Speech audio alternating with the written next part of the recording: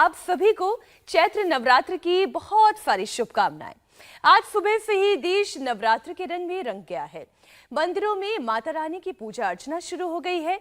लोग अब से 9 दिन तक पूजा करेंगे, व्रत रखेंगे। वैसे मीनाक्षी, शुरुआत भी आपने बहुत अच्छी की। त्योहारों की बात करें तो त्योहारों में उपवास रखना भारतीय संस्कृति की सदियों पुरानी परंपरा है। वैसे व्रत का कनेक्शन सिर्फ आस्था से ही नहीं है, बल्कि अच्छी सेहत से भी है। इस दौरान उल्टा सीधा खाने से लोग परहेज करते हैं, जिससे शरीर की मशीनरी को आराम मिलता है और बॉडी को एनर्जी रिस्टोर करने में मदद मिलती है। या फिर यूं कहें मीनाक्षी और ज्योत्सना कि जो त्योहार होते हैं उसमें आप अच्छा खाना, सही खाना सीखते हैं। और कई बार तो फास्टिंग भी किसी बीमारी में दवा से ज्यादा असरदार साबित हो जाती है। जैसे कि शुगर की बीमारी आप ले लीजिए। अब चीन में एक स्टडी की गई और बहुत हैरान करने वाली इसमें रिजल्ट्स आए हैं। रिसर्च के मुताबिक इंटरमिटेंट फास्टिंग वजन घटाने के साथ साथ टाइप 2 डायबिटीज को रिवर्स कर सकती है। दरअसल 17 घंटे खाली पेट रहने से पेनक्रियाज ज्यादा एक्टिव हो जाते हैं और इंसुलिन का प्रोडक्शन बढ़ जाता है, जिससे ब्लड शुगर को कम करने में मदद मिलती है।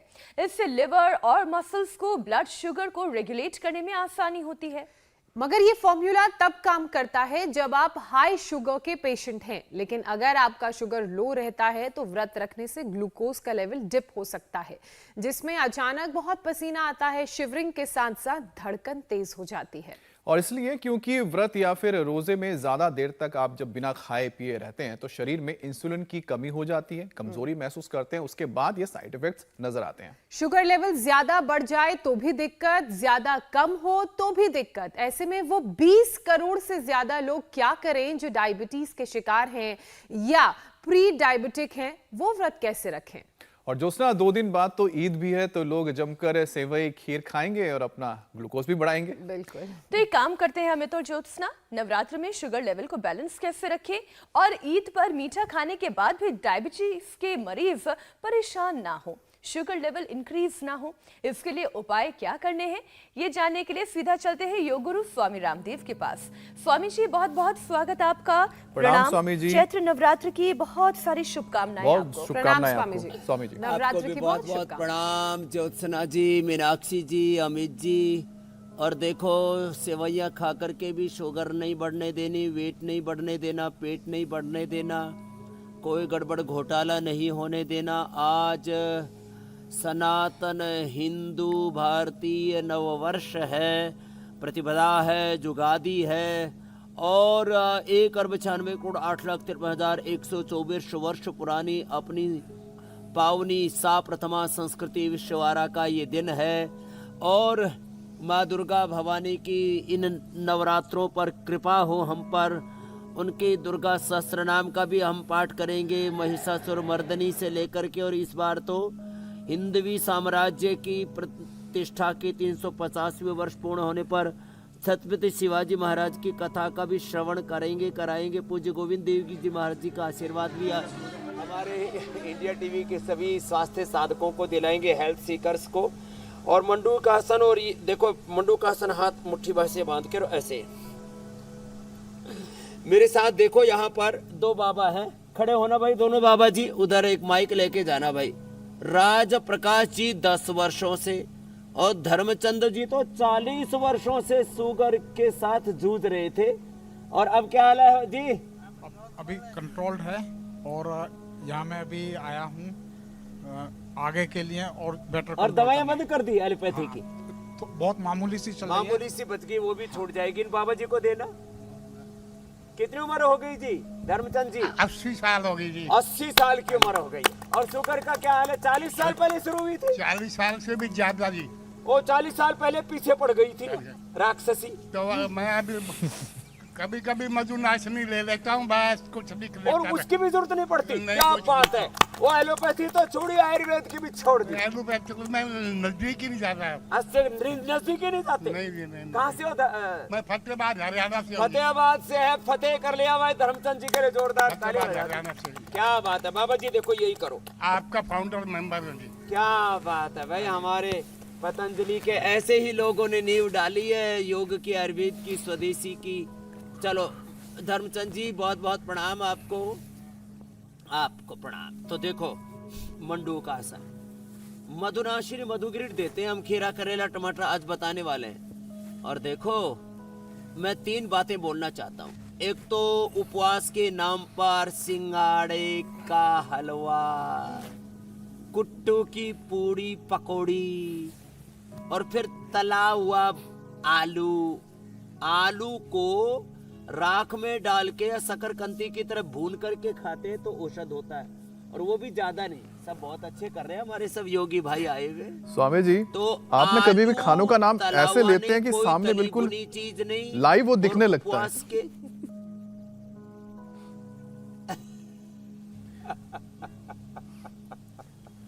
तो आज हमको संकल्प लेना है, तला भुना और उपवास के नाम पर, व्रत के नाम पर हरियाणा में एक शब्द बोलते हैं भरत। कुछ लोग भरत कर लेते हैं, भर्ती कर लेते हैं, जैसे लैंड फीलिंग करते हैं ना ऐसे जय हमारे गुरुजी सुनाया करते थे। एक आदमी अपने छत पे चढ़ गया, घर की छत के ऊपर। अरे बोलो भाई आज हमारी माँ ने व्रत कर रखे हो रहे, 2 दर्जन केले खागी, 1 दर्जन सेव खागी, सिंगाड़े का हलवा खागी भाई, और 2 किलो दूध पीगी, 1 किलो राबड़ी खागी, रत अपने बालक बचा के रखियो कहे उनको ना चट कर जाए। तो ये हालत होता है हमारे। कुछ लोग ना व्रत तो करते हैं, लेकिन व्रत में इतना ज्यादा खा पी लेते हैं। कुछ लोग अब ये रमजान के महीने में क्या कर रहे थे, बोले हम तो उपवास कर रहे हैं, और सुबह उठते ही पेट भर ले और सांझ को फिर भर ले, तो वजन बढ़ा ले। रमजान रोजा करते करते 5 किलो वजन बढ़ गया था तेरे की। तो ये कार्यक्रम नहीं करना भाई। क्या करना, जैसे मीनाक्षी जी ने, ज्योत्सना जी ने बताया 16 से 17 घंटे का। अब देखो मैं 5 से 7 के बीच लगभग 6 बजे लेकर के अगले दिन कितने बजे लेता हूँ, 6 बजे लेके अगले दिन 12 बजे, कितना घंटा हो गया, 6 बजे लेके 6 दूनी 12 और 6 18 घंटे के बाद लेता हूँ। और ये जो बार बार खाते नहीं चरते हैं, तो बार बार बकरी की तरह चरते हैं ना, इस चरने से भी बाहर आना पड़ेगा। और उपवास तरीके से करो, सलीके से करो, फ्रूट्स स्वामी खाओ, जी आज ये सारी वेजिटेबल्स प्रक्रियाएं हम आपसे लो, सीखने जा सलाद रहे लो, हैं कि और उपवास कैसे करना है, क्या खाना है, क्या नहीं खाना है, और इंटरमिटेंट फास्टिंग से भी क्या लाभ होते हैं। स्वामी जी शुरुआत में ही आपने कहा हिंदू नववर्ष की आज से शुरुआत हुई है और आज नवरात्रि का पहला दिन है। आज से अगले 9 दिन तक 9 बीमारियों का नाश करने का संकल्प हमने भी लिया है। श्रद्धालु अगले 9 दिन तक व्रत भी रखने वाले हैं। तो सबसे पहले स्वामी जी, व्रत में कौन कौन सा योग करना चाहिए जिससे कि शरीर में कमजोरी ना आए? सबसे पहले शुरुआत वहीं से करते हैं। हम अपने हेल्थ को कैसे अपडेट रख सकते हैं? ये बड़े ही जेनजी वाली भाषा हो गई, लेकिन हेल्थ का अपडेशन कैसे हो सकता है? एक सेशन वहां से सहजता से करना है।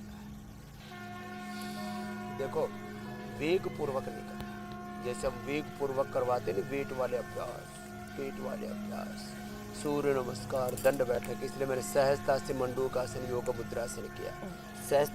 सहजता से अर्धमत्स्येंद्रासन, वक्रासन कर रहा हूँ। ऐसे सहजता पूर्वक करें योग, अर्धमत्स्येंद्रासन, वक्रासन, सहजता पूर्वक करना। सहजम कर्म कौन्तेय समत्वम योग उच्यते, यही योग कर्म कौशलम, यही योग का अनुशासन। अथ योगानुशासनम योग चित्त वृत्ति निरोधा तदा दृष्टो स्वरूपे अवस्थानम। और 2 शब्द मैं बार बार बोलता हूँ ना, शांति मूलक क्रांति, विनय मूलक वीरता, संस्कृति मूलक समृद्धि, निश्चय मूलक अभ्युदय, योग मूलक कर्म योग, उद्योग, प्रार्थना मूलक पुरुषार्थ। का तात्पर्य यही है, हमारे जीवन का ये जो प्रवाह है ना, ये डगमगाना नहीं चाहिए। ऐसे प्रवाह के साथ सूक्ष्म व्यायाम, आसन और प्राणायाम। अभी हम 10 अभ्यास बता रहे हैं मधुमेह के लिए। इससे डायबिटीज के पेशेंट नॉन डायबिटिक हो जाते हैं। कितनी बड़ी बात है ये। अभी तक तो मॉडर्न मेडिकल साइंस को ये सीखने में, जानने में, अनुभव करने में शायद और कितने युग लग जाएंगे, जहाँ हमारे पूर्वज पहुँच चुके थे। हम योग के बल पर, आयुर्वेद के बल पर, प्रकृति के बल पर, संस्कृति सनातन मूल्यों के बल पर, अपने सनातन प्राकृतिक सार्वभौमिक वैज्ञानिक सर्वहितकारी जीवन पद्धति है ये योग आयुर्वेद। ये कोई दवा गोली नहीं है, ये कोई मेडिसिन नहीं है। ठीक है, अब एलोपैथी वालों ने नाम दे दिया, ड्रग माफियाओं ने, मेडिकल माफियाओं ने, तो अब हमको ये समझना होगा कि अपना अपनी निजता, युगादि है आज, भारतीय नववर्ष है, हमारा कैलेंडर 2024 साल पुराना नहीं है। ये जिनका है वो गौरव करे, हमें कोई उसमें आपत्ति नहीं है, हमें अपनी निजता पर गौरव है। 1,92,08,13,124 वर्ष पुराना है, ये लगभग 200 करोड़ वर्ष पुराना हमारा कैलेंडर है।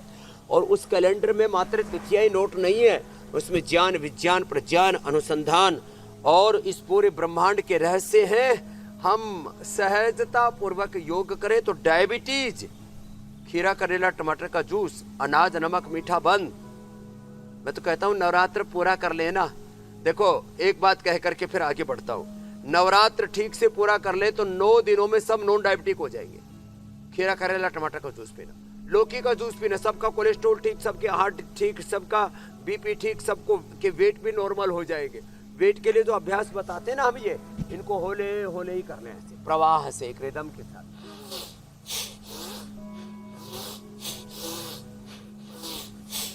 कोलेस्ट्रॉल, हार्ट की प्रॉब्लम, मोटापा की प्रॉब्लम, कब्ज की प्रॉब्लम, गैस की प्रॉब्लम खत्म। जिनको आर्थराइटिस है वो एलोवेरा का जूस पी ले, एलोवेरा, निर्गुंडी, गिलोय, पारिजात, हार श्रृंगार का जूस पी ले। जिनको कफ की प्रॉब्लम है वो थोड़ा अदरक, थोड़ा हल्दी, थोड़ा नींबू, थोड़ा तुलसी पी ले बस। थोड़ा सा अनार खा ले, थोड़ा पपीता ले ले बस। उपवास तो वातोपवास अभी मैं बता रहा था थोड़ी देर पहले, पित्तोपवास अभी जो बोला मैंने, कफोपवास। जिनको कफ है वो अनार, खजूर और पपीता, उबला हुआ सेव, इसी ऊपर उपवास करें। ये हो गया कफोपवास। वातोपवास क्या हुआ? एलोवेरा की सब्जी और एलोवेरा, गिलोय, निर्गुंडी, पारिजात और सहजने का जूस, बस यही लेना। ज्यादा से ज्यादा दूध पी लेना, उससे फिर कैल्शियम और तमाम तरह की डेफिशिएंसी नहीं होगी। चलो ये स्वामी जी, ये बड़ा जबरदस्त है। पवन मुक्तासन, उत्तान पादासन, ये भी करते हैं जिनको मोटापा, अर्धलासन, पाद वृत्तासन, द्विचक्रिकासन। तो मैं कह रहा था 7 दिनों में बीपी ठीक, शुगर ठीक, कोलेस्ट्रॉल ठीक, हार्ट की प्रॉब्लम ठीक, मोटापा ठीक। और जिनको इनफर्टिलिटी है वे यही करना, और दूध का उपवास करना, दुग्ध कल्प उसको कहते हैं।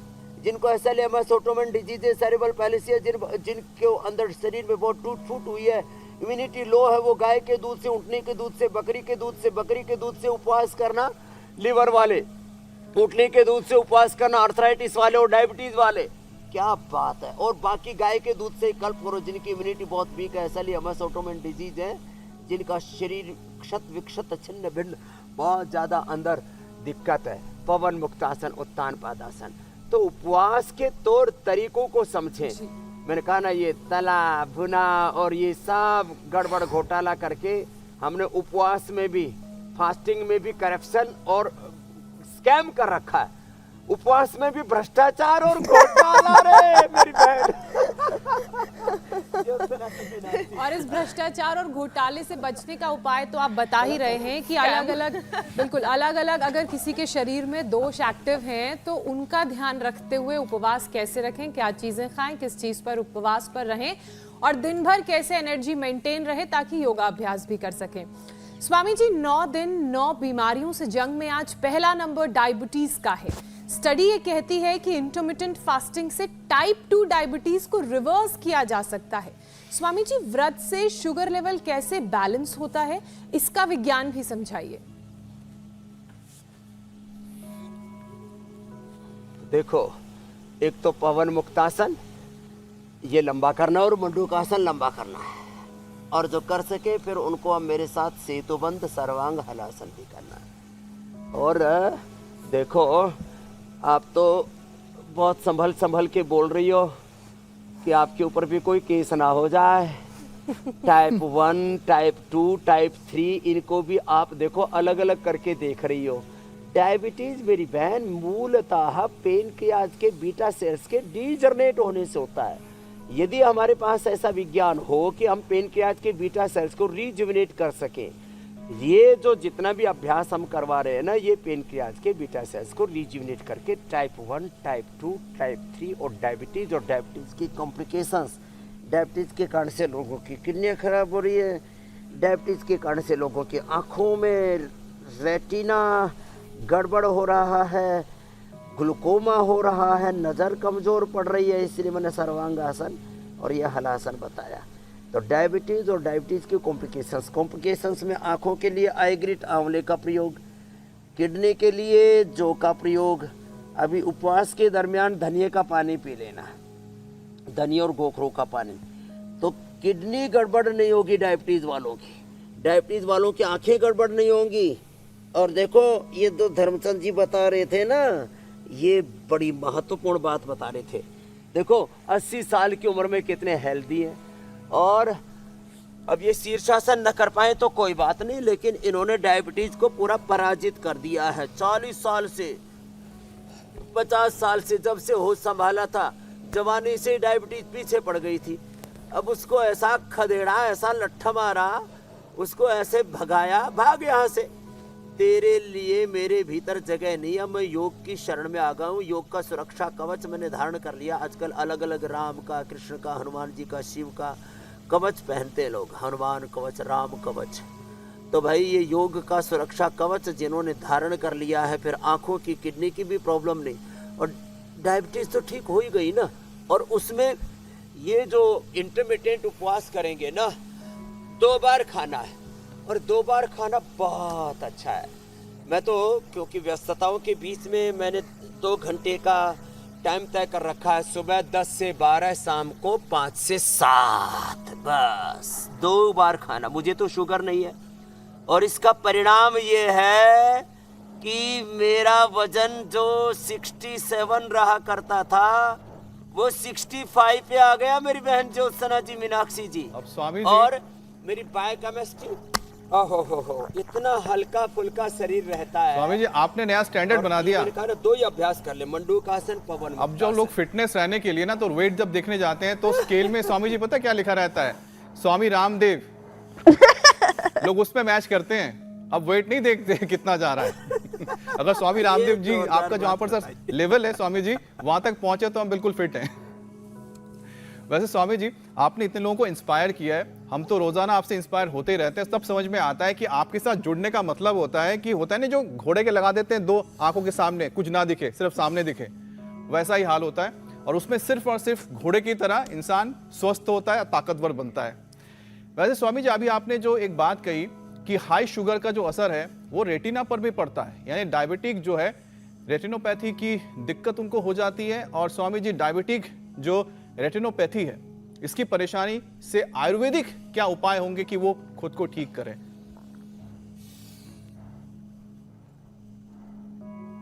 तो देखो, एक तो इतना अपने आप को बलवान बना लो, ऐसे अपना वजन अपने हाथों पर उठा लो।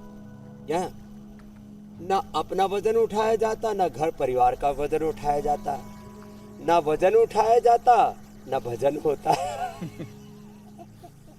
तो होना तो ये चाहिए कि हम अपने आप को इतना बलवान बना ले, इतना ऊर्जावान बना ले। कपालभाति, धीरे धीरे अनुलोम विलोम, ये डायबिटिक न्यूरोपैथी के लिए पूरे शरीर में जलन, ऐसे ऐसे चबक चबक, और 2 काम एक साथ, इससे आंखें भी अच्छी होती है। मैं आंखों के लिए अभी आईग्रिट बता रहा था, आईग्रिट। आंखों के लिए 10 उपाय सुन लो। बहुतों की आंखें कमजोर हैं, और कोरोना के बाद तो ज्यादा ही कमजोर हुई है। नंगे पांव घास पर चलना, ये घास बढ़िया है ना, देखो इसके ऊपर ऐसे सीधे और उल्टे नंगे पांव चलना, सीधे भी चलो और बैक वॉक भी करो। हाँ, पीछे जाओ स्वामी जी, पीछे जाओ, शाम के वक्त या रात के वक्त भी चल सकते हैं क्या? हाँ, जाओ जाओ, हाँ पीछे, हाँ सांझ के, सुबह के वक्त और ज्यादा अच्छा है। ऐसे बैक वॉक, फ्रंट वॉक ऐसे करना, त्राटक करना, त्रिफला से आंखों को धोना, जलनीति या सूत्रनीति करना, या अनुलोम विलोम करना, शीर्षासन करना, आंखों का एक पॉइंट दबाना, कपालभाति करते करते थोड़ी देर के लिए मेडिटेशन करना, और सबको प्यार भरी दृष्टि से देखना। वेद की भाषा में मित्रस्य चक्षुषा सर्वाणि भूतानि समीक्ष्यन्ताम्। कितनी अच्छी बात है। महात्रिफलाघृत 1 चम्मच, गाय का दूध, गाय का घी, ओहो बहुत जबरदस्त है, आँख 100 साल तक बढ़िया रहेगी। कैटरेक्ट, ग्लूकोमा से लेकर के तमाम तरह के मैकुलर डिजनरेशन से लेकर के मायोपिया से लेकर के डिप्लोपिया से लेकर के मायोपैथी है मेरे भाई, ये अनुलोम विलोम। और फिर ये नर्वस सिस्टम के लिए, न्यूरोपैथी के लिए न्यूरोग्रिट इम्यूनोग्रिट सुबह शाम ले लें। इम्यूनोग्रिट जो है का पानी पी ले, इम्यूनोग्रिट की बस्ती भी दे देते हैं, तो न्यूरोपैथी पूरी खत्म हो जाती है। अश्वगंधा या अश्वशिला का सेवन कर ले।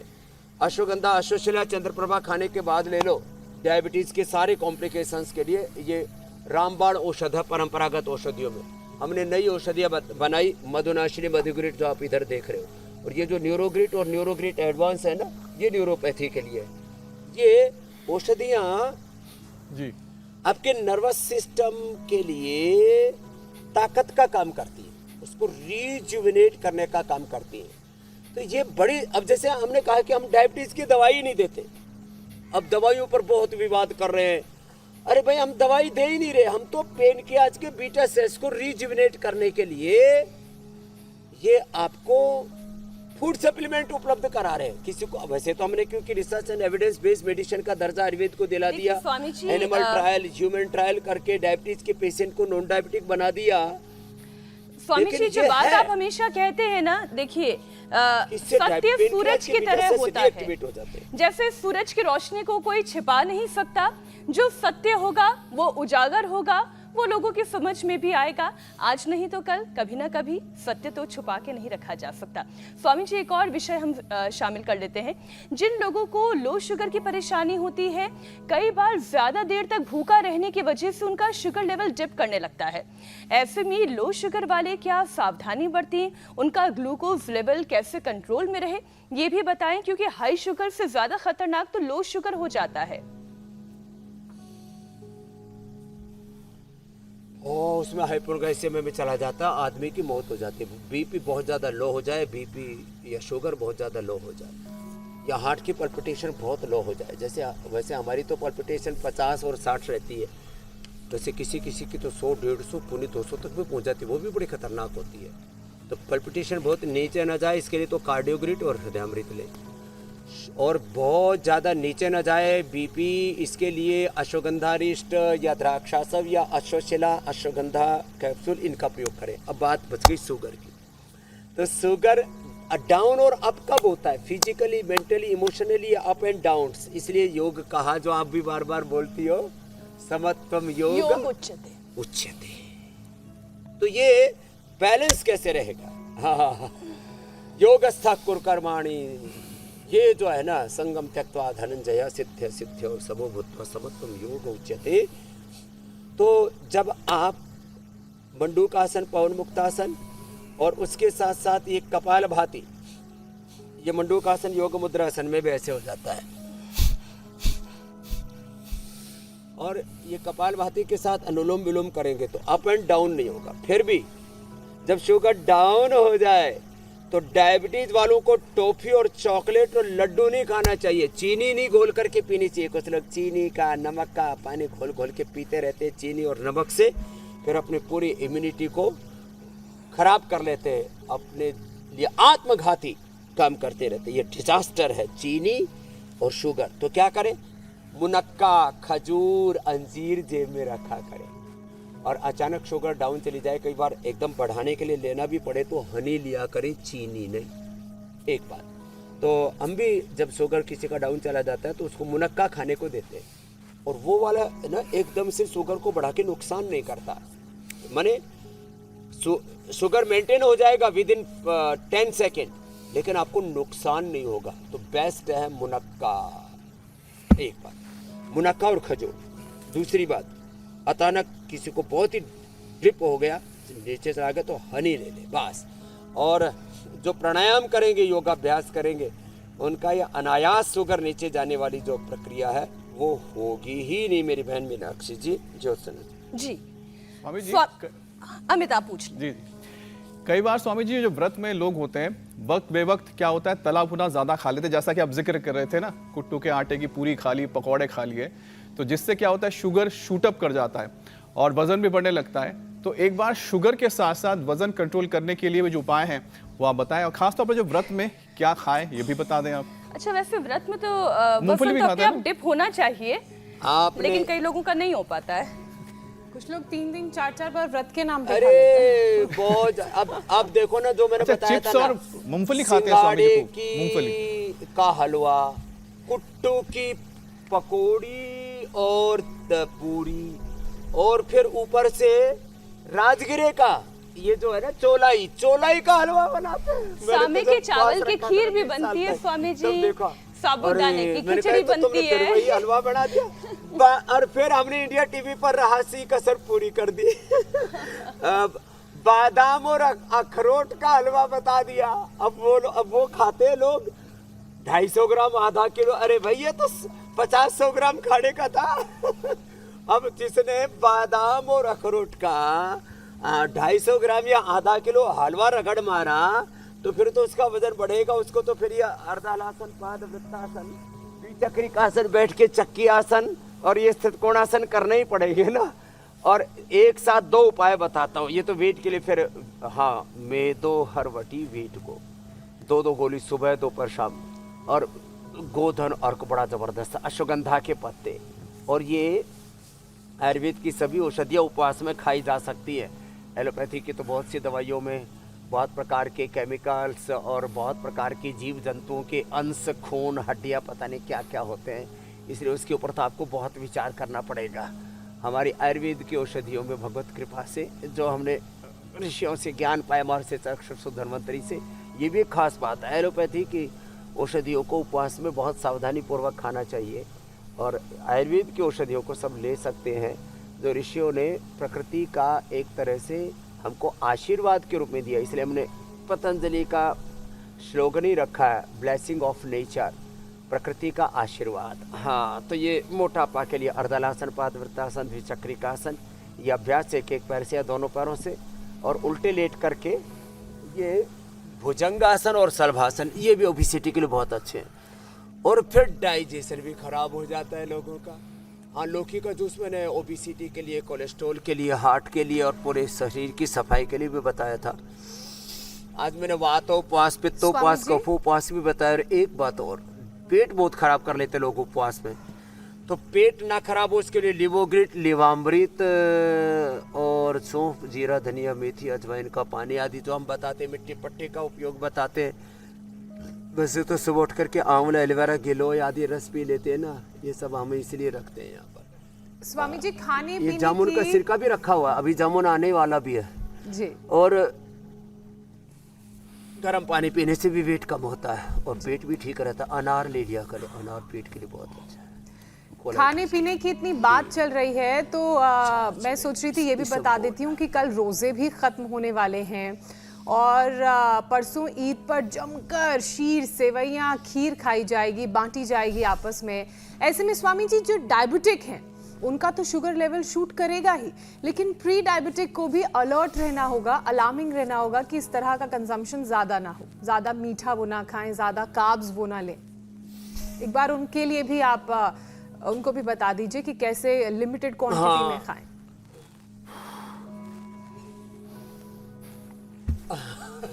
देखो, एक बात बहुत बड़ी मैं कहना चाहता हूँ, संयम, आहार का, विचार का, वाणी का, व्यवहार का, स्वभाव का संयम बहुत बड़ा तत्व है।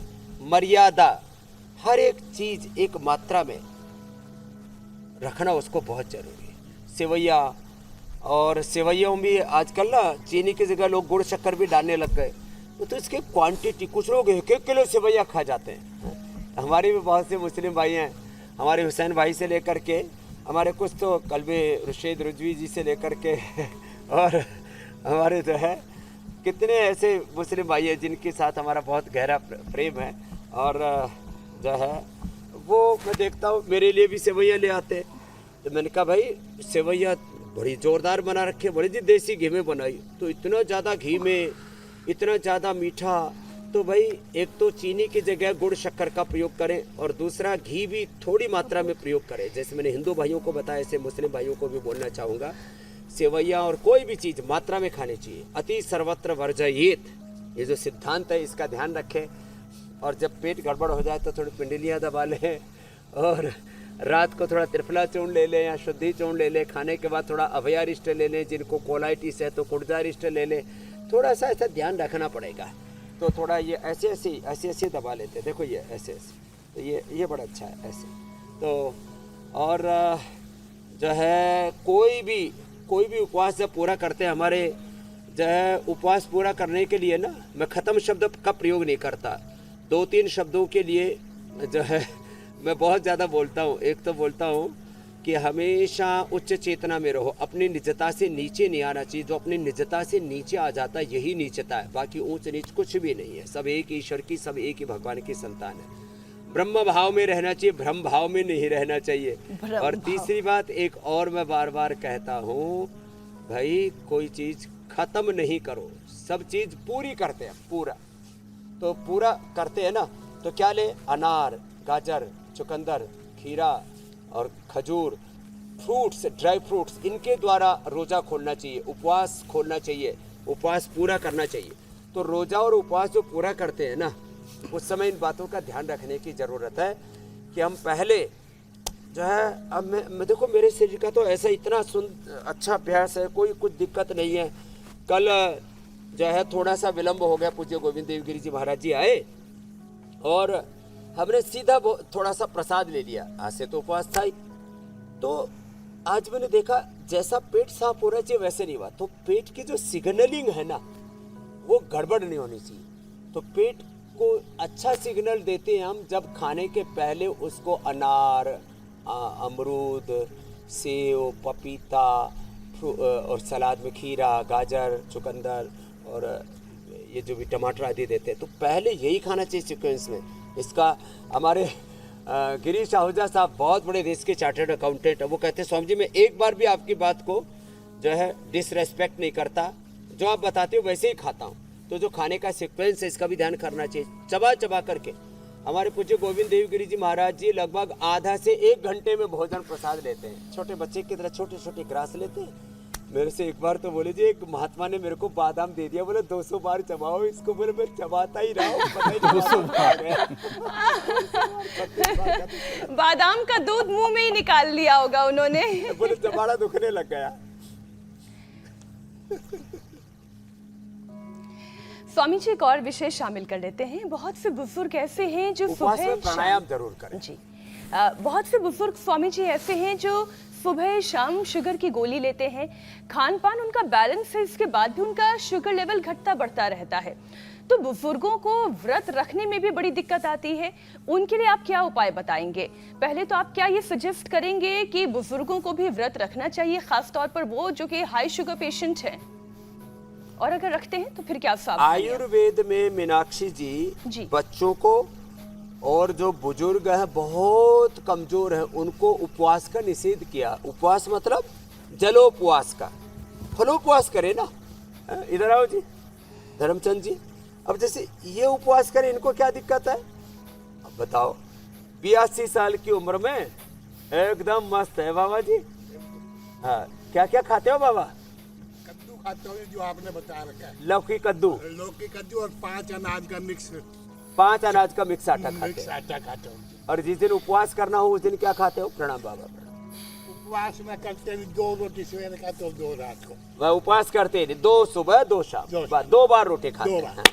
मैंने बोला था 2 बार खाना चाहिए, बार नहीं खाना। सुबह 10 बजे, शाम को 7 बजे से पहले। ला, सुबह 10 बजे।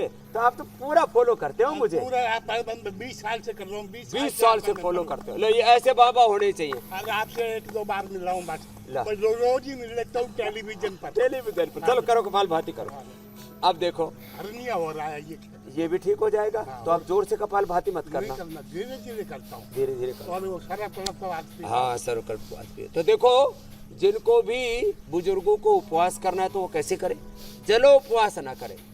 तो आपको उपवास करना हो ना तो फल खाया करो बाबा जी। खजूर, मुनक्का, अंजीर, भिगोए हुए ड्राई फ्रूट्स, फिर बाबा जी पपीता खा लो, केला खा लो। अब तो आम आने वाला है, आम आ भी गए, सफेदा तो आ गया है। मैं केला कैसे खा लूं? केला खा लूं? आधा एक केला खा सकते हो ठीक है जी, और आधा आम खाओ आ- और आधा पोते को खिलाओ। हो जाए। कोई पूरा अपने आप ही खाना जरूरी थोड़ी है। मिल बांट के खाओ। और ड्राई फ्रूट्स भिगो करके खाओ। भिगो मिक्सी में ग्राइंड कर ना ना, हाँ, दांत नहीं है, वेदांती हो गए। मिक्सी में ग्राइंड। अनुलोम विलोम करो आप।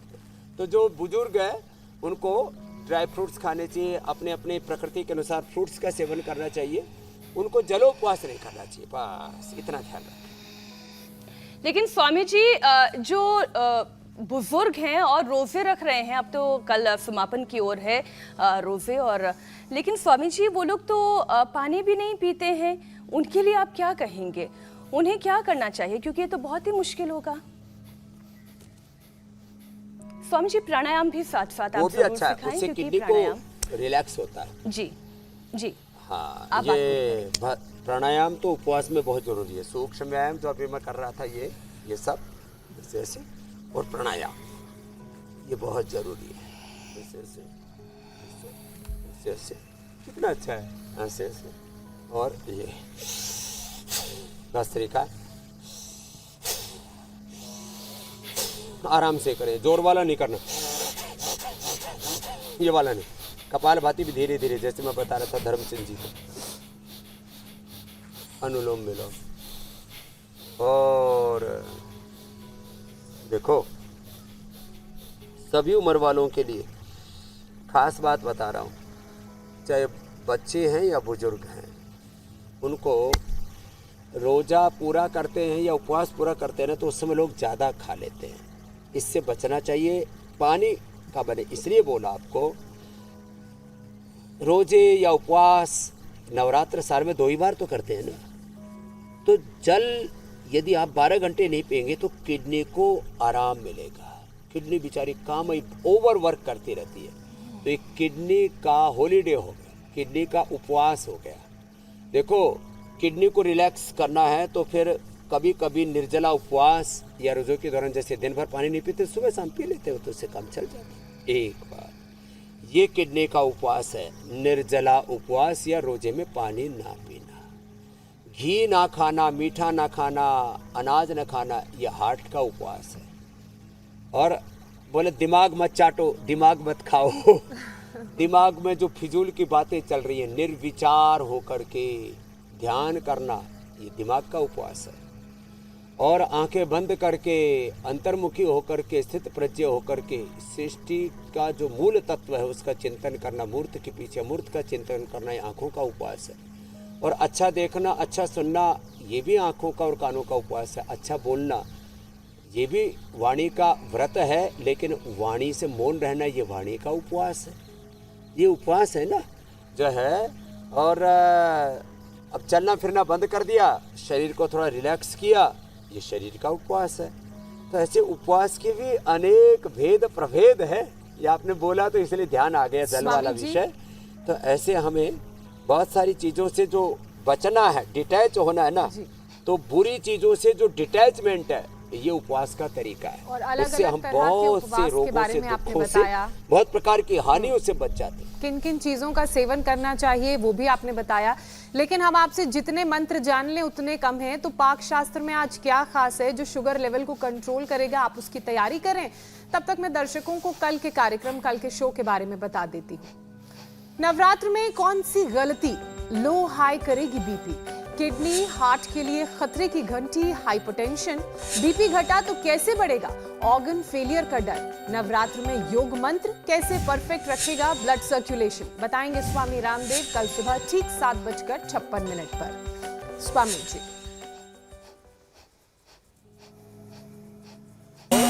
कल तो बताऊंगा, और आज जो बता रहा हूँ ना, इसमें हमने देखो ये करेला डाला, ये खीरा डाला, ये खीरा, ये करेला, ये बड़ा जबरदस्त है।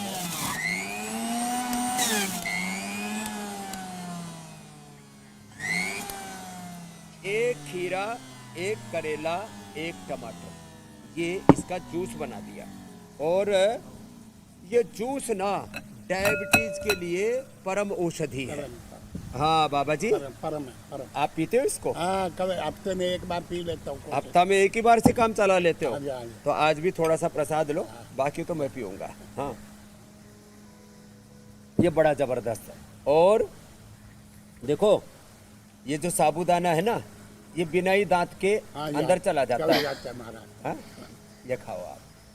हाँ, ये आज आपका नाश्ता ही हो गया। और इसमें यही रोटी खाता हूँ। यही रोटी खाते हो? पांच अनाज वाली। ये आज हमने बनाई है, ये कुट्टू की, सिंघाड़े की, ये जो रोटी है ना, अच्छा। और इसको घी के साथ खाया करो बाबा।